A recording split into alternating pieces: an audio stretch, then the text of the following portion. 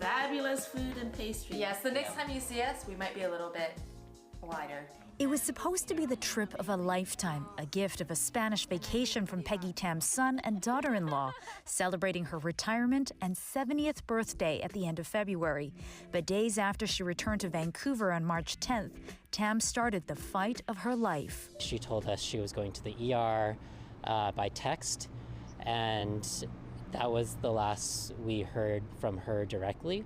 Tam had tested positive for COVID-19. Her symptoms started off mild, but her lifelong lingering cough was getting worse, and she had a fever she just couldn't shake. That fever was up around 39, almost up to 40, and taking the maximum amount of Tylenol didn't bring it down to bed at all, not even half a degree. As a pharmacist, she knew it was a red flag and soon found herself in emergency at VGH in a bit of a haze.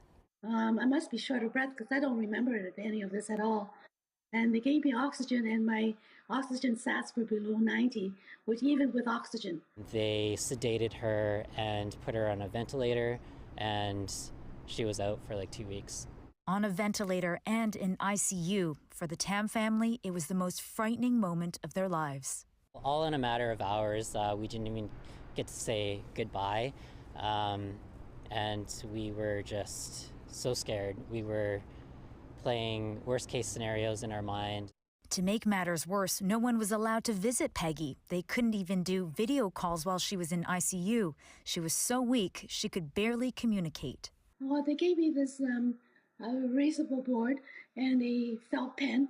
I could hardly lift that felt pen. Can you imagine how weak you become laying in bed for 3 weeks?